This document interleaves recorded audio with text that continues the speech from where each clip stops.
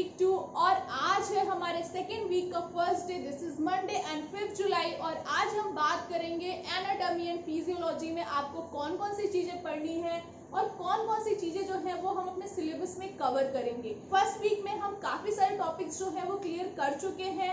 I hope आपने उसके proper notes बनाए होंगे। आज से हम शुरू करेंगे एनाटॉमी एंड फिजियोलॉजी और इस वीक में हम एनाटॉमी एंड फिजियोलॉजी ही पढ़ने वाले हैं। आई होप आप इसके भी नोट्स जो है वो प्रॉपरली बनाएंगे, जस्ट बिकॉज ये आपके एग्जाम के पॉइंट ऑफ व्यू से भी बहुत इंपॉर्टेंट है। और ये सिर्फ और सिर्फ टीजीटी के लिए नहीं, अगर आप पीजीटी के लिए प्रिपेयर कर रहे हैं, नेट के लिए प्रिपेयर कर रहे हैं, किसी और असिस्टेंट प्रोफेसर के एग्जाम के लिए प्रिपेयर कर रहे हैं, हर तरह के एग्जाम में आपका एनाटॉमी एंड फिजियोलॉजी जो है एक इम्पॉर्टेंट सब्जेक्ट है और उससे रिलेटेड क्वेश्चंस जो है वो हमेशा आते हैं। अगर आपका एनाटॉमी का बेस क्लियर है, आपको पता है कि स्ट्रक्चर कैसा है, कौन सी चीज कहाँ पे पाई जाती है, तो आपको फिजियोलॉजी को समझने में भी बहुत ज्यादा मेहनत नहीं करनी पड़ती। तो एनाटॉमी एंड फिजियोलॉजी में जो हमारे टॉपिक्स हैं उसमें सबसे पहला है introduction of anatomy and physiology, जहां पर आपको ये पढ़ना है कि आखिर एनाटॉमी एंड फिजियोलॉजी जो है वो है क्या एंड वो आपके फिजिकल एजुकेशन में क्यों पढ़ते हैं और उसकी क्या इंपॉर्टेंस है फिजिकल एजुकेशन में। फिर हम बात करते हैं सेल एंड टिश्यू के बारे में, यानी कोशिकाएं और ऊतक के बारे में, वो क्या है, उनका क्लासिफिकेशन किस तरह से किया गया है, उसमें कौन कौन से ऑर्गेनेलीज होते हैं, कौन सा टिश्यू किस पर्टिकुलर जगह पे पाया जाता है। फिर हमारा थर्ड है मस्कुलर सिस्टम। मस्कुलर सिस्टम से जो इम्पोर्टेंट चीज आपके एग्जाम में आती है that is types of muscles. Types of muscle का क्वेश्चन जो है वो सबसे ज्यादा एग्जाम में पूछा जाता है। Then there is skeletal system। skeletal system में आता है कि आपकी बॉडी में कितनी बोन्स पाई जाती हैं, बोन्स का क्लासिफिकेशन किस बेसिस पे किया गया है। ये क्वेश्चन एग्जाम में कई बार पूछा गया है कि जो बोन्स है उनका क्लासिफिकेशन उनके शेप और साइज की बेसिस पे किया गया है।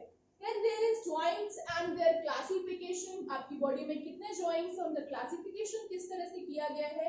joints and their classification जो है ये आपकी फिजियोलॉजी में भी आता है।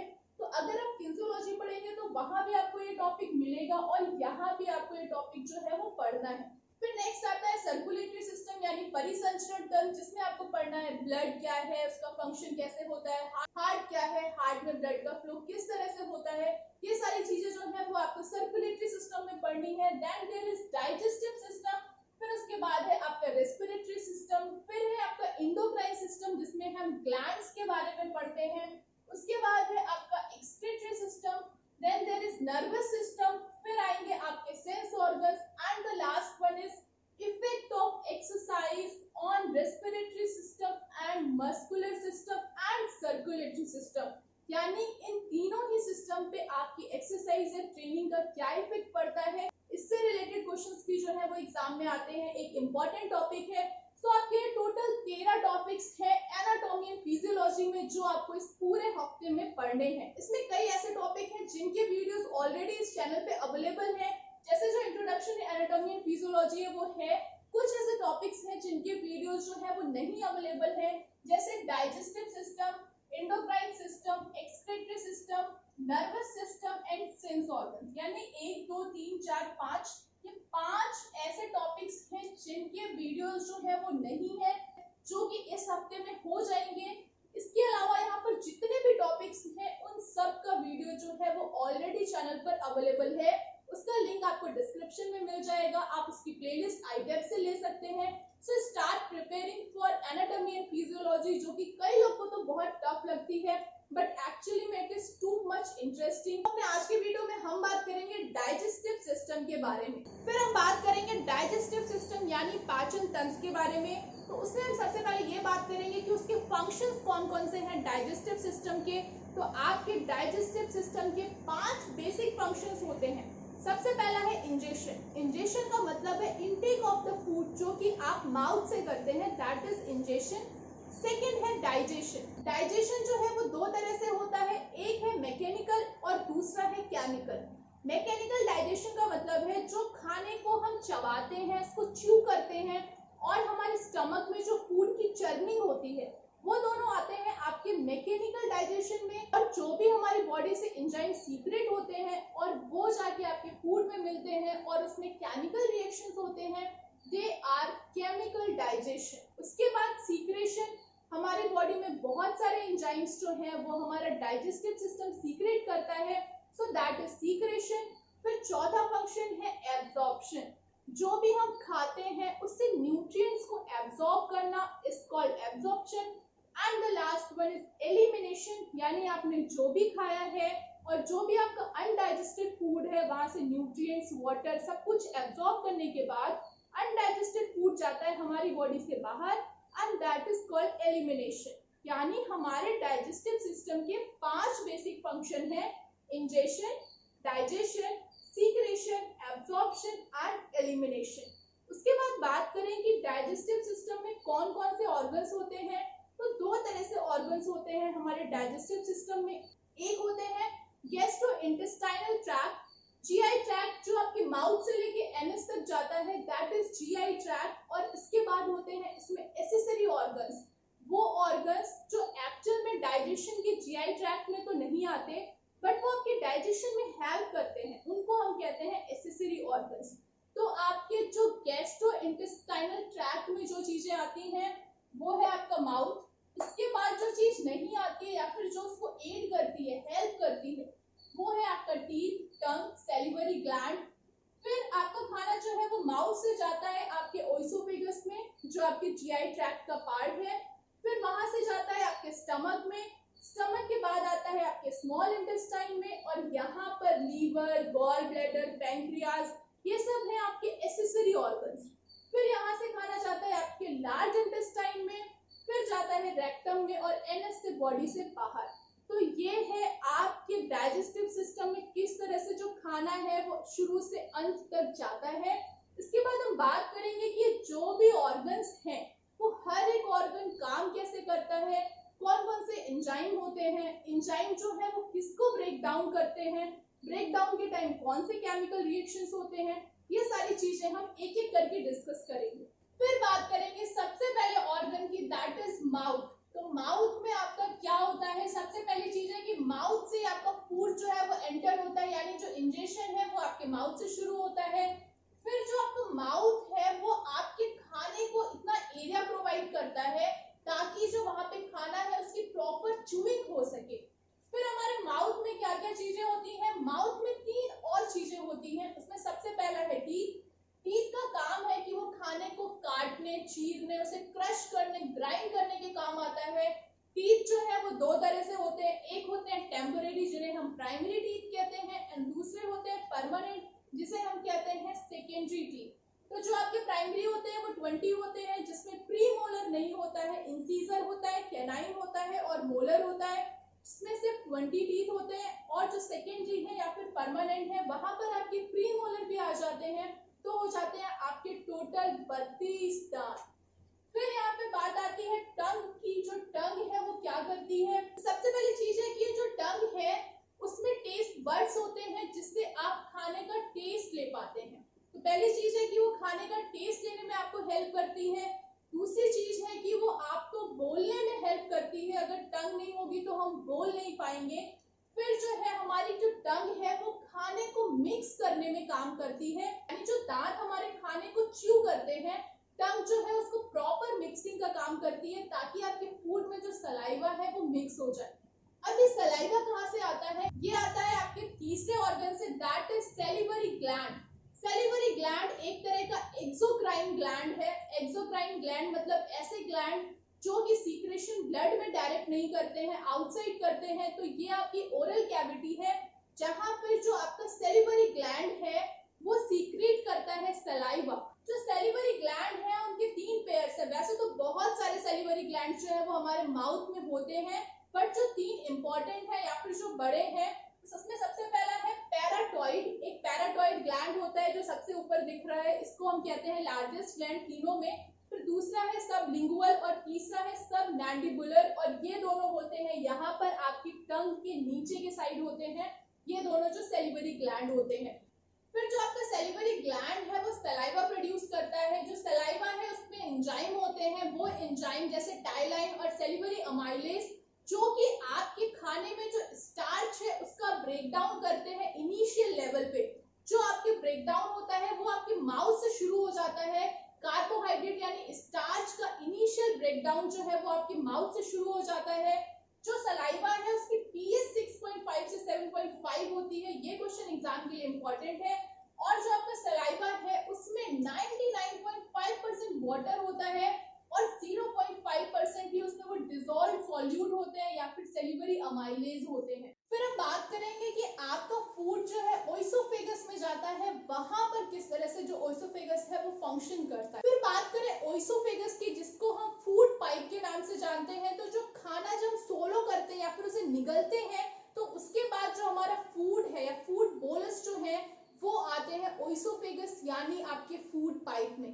आपका फूड पाइप जो है वो आपके विंड पाइप या ट्रैकिया के जस्ट पीछे होता है, जहां पर एपिग्लॉटिस होता है। और एपिग्लॉटिस का काम ये होता है कि आपके खाने को ट्रैकिया में जाने से रोके, जो भी आप खाना सोलो करें वो आपके फूड पाइप यानी ओइसोफेगस में जाए। यहाँ पे क्या होता है कि जो आपके फूड बोलस है यानी आप जब खाना खाते हैं उसे चबाते हैं तो जो लम्स हो जाते हैं फूड के उनको हम बोलस कहते हैं। तो आपके फूड बोलस जो है वो पेरिस्टेलिक मूवमेंट के थ्रू आते हैं आपके स्टमक तक। और पेरिस्टेलिक मूवमेंट का थ्रू है कि ऐसा नहीं आपने खाना सीधे सोलो किया और सीधे वो आपके स्टमक में आ गया। वो यहाँ पे कॉन्ट्रैक्शन रिलैक्सेशन होता है और आपके जो फूड बोलस है वो धीरे धीरे करके आपके स्टमक तक पहुंचते हैं। यहाँ पर जो आपका ओइसोफेगस है उसकी लाइनिंग जो है उसमें म्यूकस प्रोड्यूस करता है ताकि जो आपका खाना है उसका मूवमेंट प्रॉपर रहे और वो आपके स्टमक तक प्रॉपरली पहुंच सके। और यहाँ पे जो आपका खाना है या फिर फूड बोलस है, जब वो ओइसोफेगस से स्टमक में आते हैं तो वहां पर एक कार्डियक स्फिंक्टर नाम का वॉल्व होता है ताकि आपका फूड जो है वो स्टमक से वापस आपके ओइसोफेगस में ना जाए। फिर बात करें स्टमक में, तो जो आपका फूड है वो ओइसोफेगस से कार्डियक स्फिंक्टर के थ्रू आ गया आपके स्टमक में। अब स्टमक में जो बोलस आए हैं उनका क्या होगा, वहां पर होता है उनका मैकेनिकल डाइजेशन यानी जो आपका स्टमक है उसमें कॉन्ट्रैक्शन रिलैक्सेशन होता है जिससे आपके फूड की चर्निंग होती है ताकि वो और भी छोटे छोटे टुकड़ों में टूट सके। फिर स्टमक जो है वो डाइजेस्टिव जूसेस सीक्रेट करता है। स्टमक जो है सबसे पहले जो चीज सीक्रेट करता है वो है HCl यानी हाइड्रोक्लोरिक एसिड सीक्रेट करता है। और आपका जो फूड बोलस ओइसोफेगस से आया था उसकी जो पीएच है वो ऑलमोस्ट 6 to 7 थी, क्योंकि सलाइवा की पीएच 6 से 7 थी। लेकिन जब आपका फूड बोलस स्टमक में आया तो वहां पर HCl रिलीज हुआ और HCl रिलीज होने की वजह से आपका जो फूड बोलस है या फिर अब उसको काइम कहते हैं, जब वो यहाँ आपके स्टमक में आ गया तो अब उसे काइम कहते हैं। जो आपका खाना था वो अब काइम के नाम से जाना जाता है। तो जो काइम है उसकी पीएच जो है वो 2 से भी कम हो जाती है जब यहाँ पर HCl सीक्रेट होता है।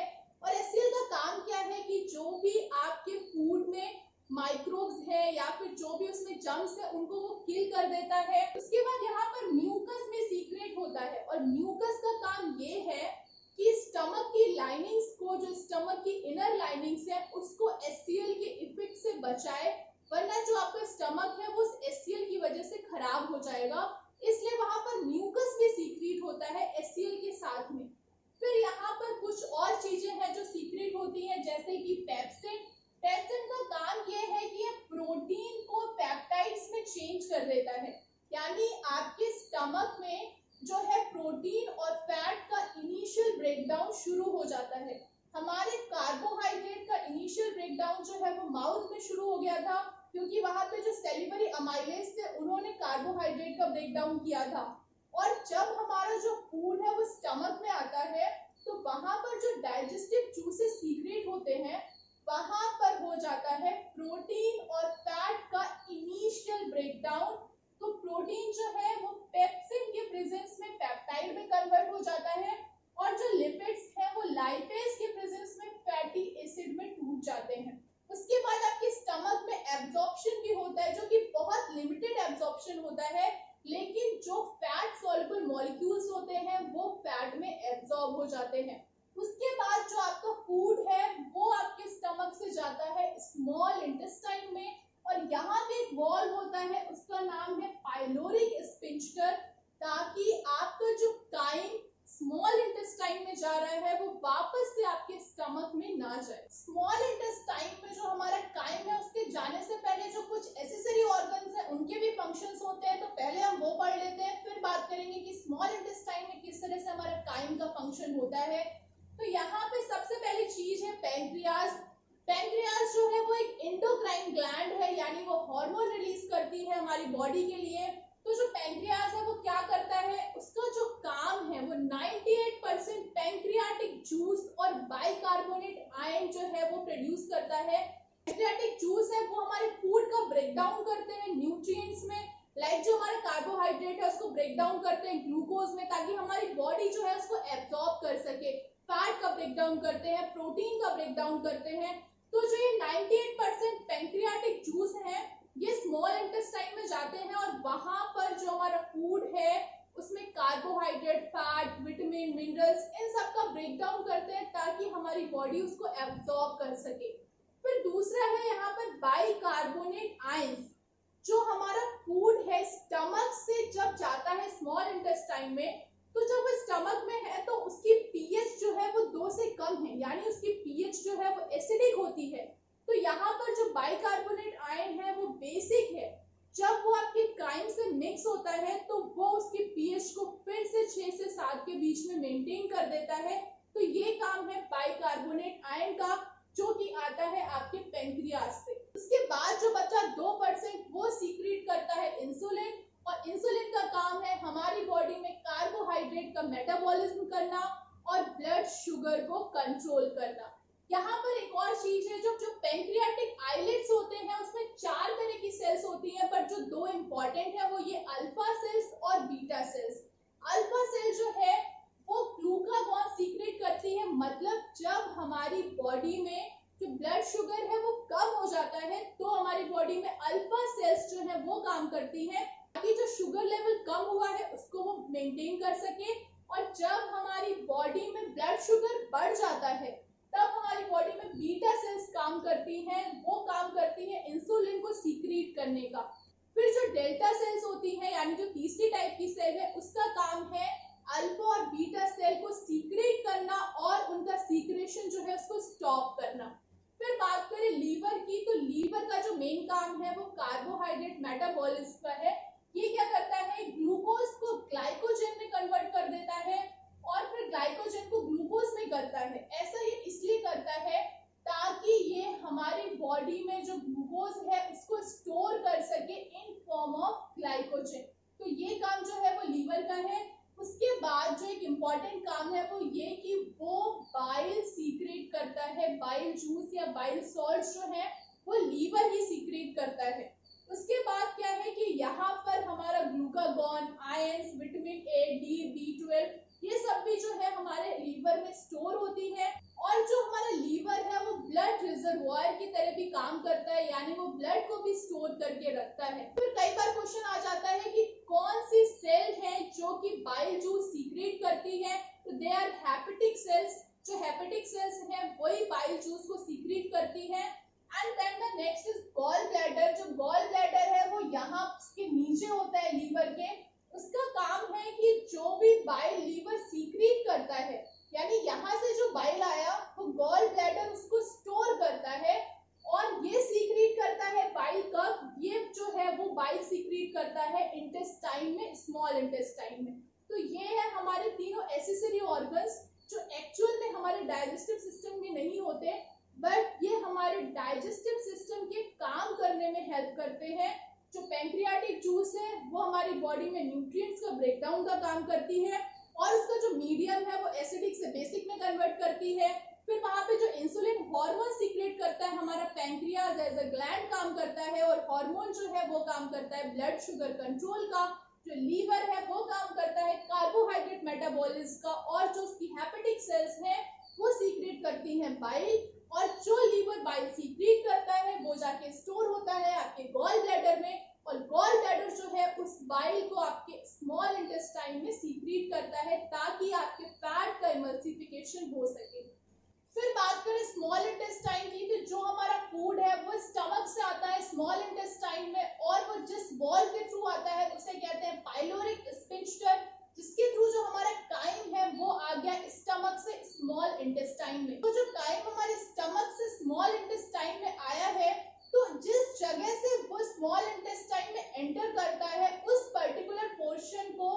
स्मॉल इंटेस्टाइन के उस पोर्शन को हम कहते हैं ड्यूडेनम, जहां से सिर्फ और सिर्फ काइम ही नहीं आता बल्कि गॉल ब्लैडर और पैंक्रियास से जो पैंक्रियाटिक जूस है और जो बाइल जूस है वो भी एंटर करते हैं स्मॉल इंटेस्टाइन में। कहाँ पे? ड्यूडेनम में। यानी जो हमारी स्मॉल इंटेस्टाइन है वो 3 पार्ट्स में डिवाइडेड है। सबसे पहला है ड्यूडेनम, जहां से हमारा जो फूड स्टमक से जब स्मॉल इंटेस्टाइन में आता है और जहां पर पैंक्रियाटिक जूस और बाइल जूस उसमें मिलते हैं आके, उस पर्टिकुलर जगह को हम बोलते हैं ड्यूडेनम। और ड्यूडेनम के बाद आता है जेजुनम, जहां पर हमारा जो एब्जॉर्प्शन है, जो भी हमारा फूड है उसका टोटल एब्जॉर्प्शन होता है जेजुनम में, यानी बाकी जो स्मॉल इंटेस्टाइन का पार्ट है। और आखिरी में आता है इलियम। इलियम का काम इतना है कि जो भी फूड एब्जॉर्ब हो गया है, जो भी अनडाइजेस्टेड फूड बचा है, उसको वो पुश करता है लार्ज इंटेस्टाइन में। LI is for large intestine and SI is for small intestine, वो वाला SI नहीं है।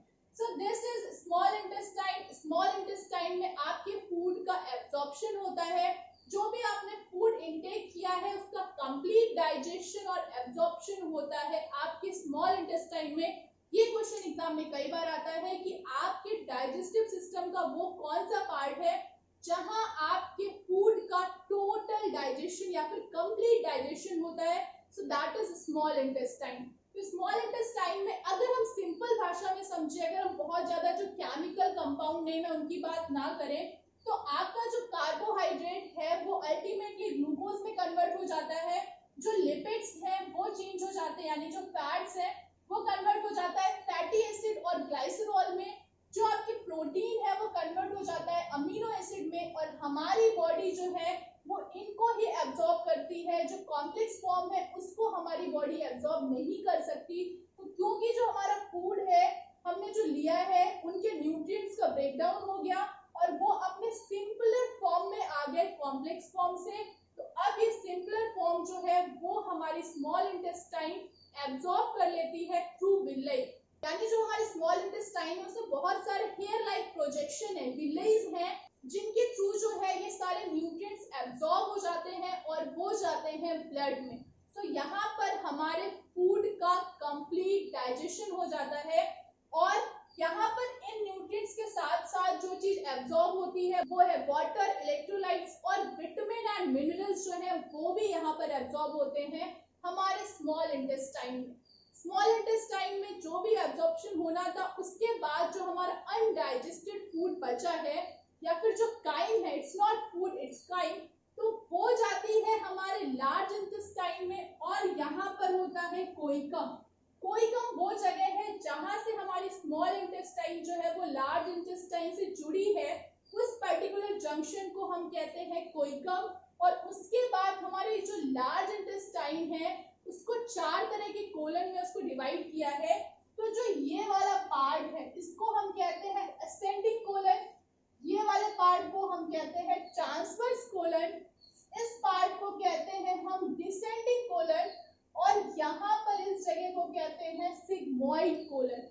ये 4 पार्ट है हमारे लार्ज इंटेस्टाइन के, और नेट के एग्जाम में जो है ये क्वेश्चन कई बार आया है कि इसको अरेंज करना है। तो सबसे पहले होता है हमारा असेंडिंग, फिर होता है ट्रांसवर्स, फिर होता है डिसेंडिंग, और लास्ट में है हमारा sigmoid colon.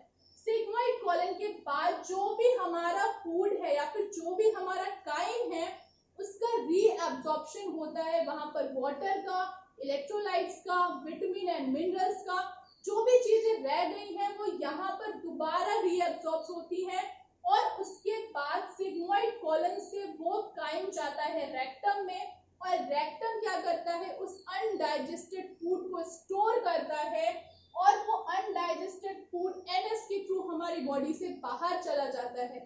So this is the whole digestive system. I hope आपको क्लियर हो गया होगा डाइजेस्टिव सिस्टम क्या है, उसमें कौन कौन से ऑर्गन्स होते हैं, किस तरह से फंक्शन करते हैं, किस तरह से जो कॉम्प्लेक्स आपके न्यूट्रिएंट्स है उनका ब्रेकडाउन होता है। If you have any confusion or doubt, you can ask me in comment section. Till that, keep watching to my channel and don't forget to subscribe to this channel.